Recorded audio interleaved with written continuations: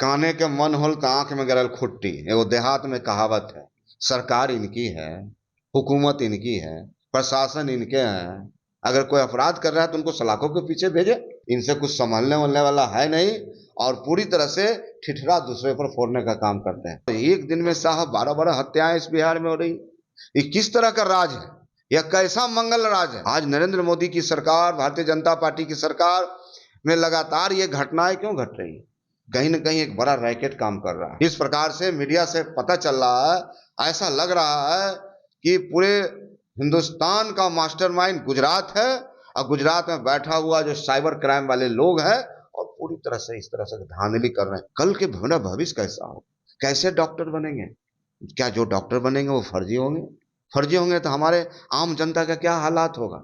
एक गंभीर विषय है। नमस्कार, स्वागत आपका लाइव बिहार में। मैं हूं आपके साथ संजीव सिंह। देखिए, नीट पेपर लीक मामले को लेकर के छात्र पटना में प्रदर्शन कर रहे थे और इस दौरान इस पर लाठीचार्ज भी हमारे साथ बातचीत करने के लिए एनएसएस प्रधान महासचिव रणवीर साहू जी हैं। क्या कहेंगे? छात्रों पर लाठीचार्ज हुई है। ये तो सरकार ही है वैसी, नौजवानों पर, किसानों पर, छात्रों पर, युवाओं पर हमेशा अत्याचार करने का काम करती है। किसान अगर अधिकार मांगता है तो किसान पर गोलियां चलती हैं। किसान अगर आंदोलन करता है तो 1,000 किसानों को मौत के मुंह में इन लोगों ने ढकेलने का काम किया। तो आज बिहार और देश के नौजवान जिनमें प्रतिभा, जिनमें टैलेंट है, आखिर ये तो जांच का विषय है। आखिर यह जांच सीबीआई के हवाले क्यों नहीं किया जा रहा है? आज नरेंद्र मोदी की सरकार, भारतीय जनता पार्टी की सरकार में लगातार ये घटनाएं क्यों घट रही है? कहीं ना कहीं एक बड़ा रैकेट काम कर रहा है। पूरी तरह से ऐसा लग रहा है कि गुजरात इसका मास्टरमाइंड है। इस प्रकार से मीडिया से पता चल रहा है, ऐसा लग रहा है कि पूरे हिंदुस्तान का मास्टरमाइंड गुजरात है और गुजरात में बैठा हुआ जो साइबर क्राइम वाले लोग हैं और पूरी तरह से इस तरह से धांधली कर रहे हैं। सीबीआई जांच होनी चाहिए। नौजवानों का भविष्य का एक सवाल है, कल के मेरा भविष्य कैसा हो? कैसे डॉक्टर बनेंगे? क्या जो डॉक्टर बनेंगे वो फर्जी होंगे? फर्जी होंगे तो हमारे आम जनता का क्या हालात होगा? एक गंभीर विषय है और इस पर सीबीआई की जांच जल्द से जल्द सौंप देनी चाहिए, ऑर्डर दे देना चाहिए सरकार को, ताकि न्याय मिल सके। और ऐसे नौजवान में जिनमें प्रतिभा है, टैलेंट है, जिनका चयन इसमें नहीं हुआ है और धांधली की तरह इस गड़बड़ी करके बच्चों को सिलेक्शन कर लिया गया है।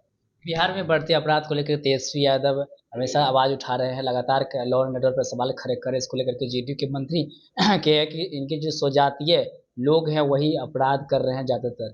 देखिए, काने के मन होल त आंख में गरल खुट्टी, एगो देहात में कहावत है। सरकार इनकी है, हुकूमत इनकी है, प्रशासन इनके हैं। अगर कोई अपराध कर रहा है तो उनको सलाखों के पीछे भेजे।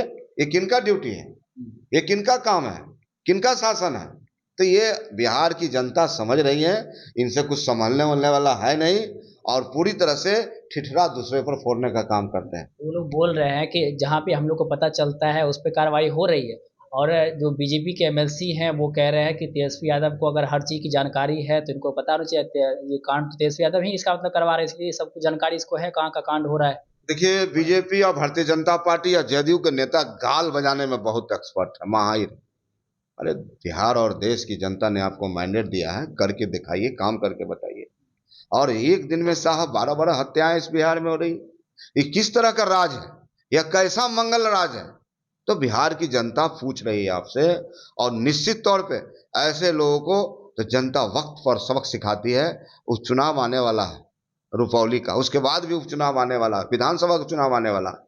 हम जनता के बीच, जनता के संघर्षों के साथ हैं और ऐसे तत्वों को राष्ट्रीय जनता दल महागठबंधन बर्दाश्त नहीं करता है और उसको खदेड़ने का काम करेगा। आखिरी सवाल रहेगा, रुपौली विधानसभा का आपने जिक्र किया है।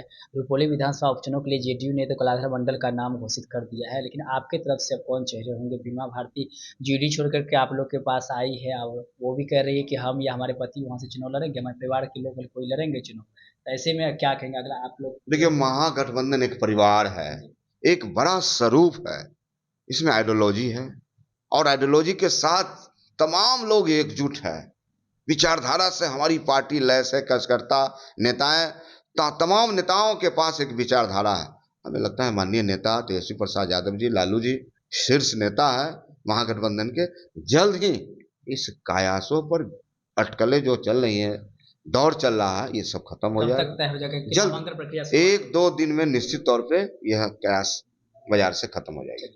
बहुत बहुत धन्यवाद। तुम्हारे साथ बात कर रहे थे रणवीर साहू जी ने साफ तौर पे कह दिया है कि बहुत जल्द नाम की घोषणा हो जाएगी, जो कयास लगाया जा रहा है वो क्लियर हो जाएगा। आरजेडी हमारा परिवार है, जल्द ही इस पर फैसला हो जाएगा। हमारे नेता इस पर विचार कर रहे हैं और भी लॉ एंड ऑर्डर को लेकर कभी उन्होंने साफ तौर पर कह दिया कि जो सरकार है उनको इस पर ध्यान देनी चाहिए। क्या कुछ करे थे आप भी सुन रहे थे, आप भी प्रतिक्रिया कमेंट बॉक्स के माध्यम से दे सकते हैं। आप देखते लाइव बिहार। बहुत बहुत धन्यवाद।